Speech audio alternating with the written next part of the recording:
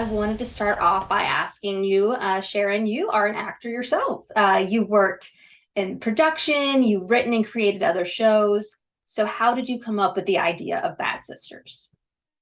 Well, it's based on a Belgian series called Clan, and it was brought to me by the head of Apple UK, who just thought it might be up my street. She knew I was looking for something to do post catastrophe. I had no idea that I was in the market for a thriller, murder mystery. I had never written anything like that before, but I watched, some of the original series, and I was on board pretty quickly because it's so entertaining. I find it really entertaining, but at the same time I was really absorbed with the sisters and the family dynamic. And I felt there was a really dangerous abusive relationship at the heart of it that I wanted to sort of dramatize, and it just felt like something I hadn't done before, but also something that could kind of challenge me, I suppose.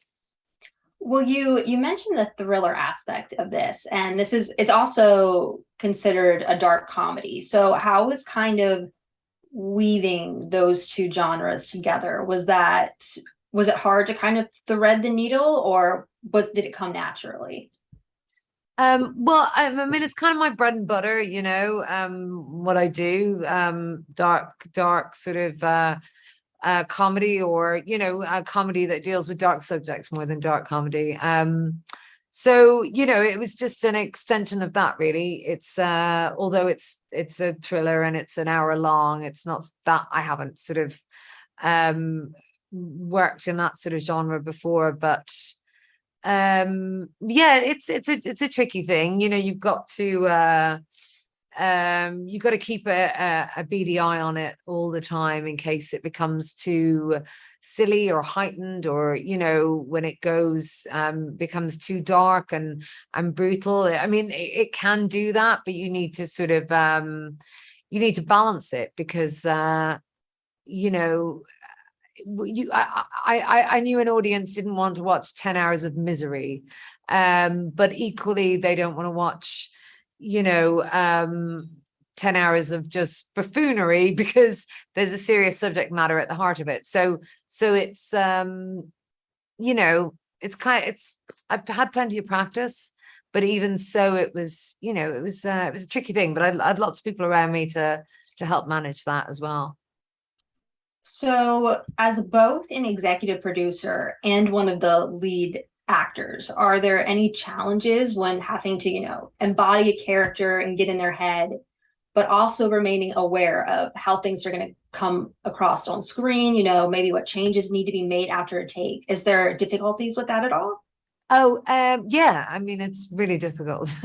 It's I mean, you try not to, you're wearing lots of hats, but you try and not wear them at the same time, because otherwise, it takes you out of the scene when you're an actor. I try and think about everything right up until the moment they say action, and then I try and only think about, my character and what my character is doing. But at the same time, when you're the writer, you're constantly called upon to write and rewrite all the time, and I'm kind of used to that from other shows, so it wasn't a surprise. But it's just, I think, on a job like this, which is 10 hours, it's quite relentless, quite full on. And then when you have to sort of step aside and rewrite a scene when all you want to be doing is like putting your feet up and having a laugh with the girls, then it kind of gets a bit tricky.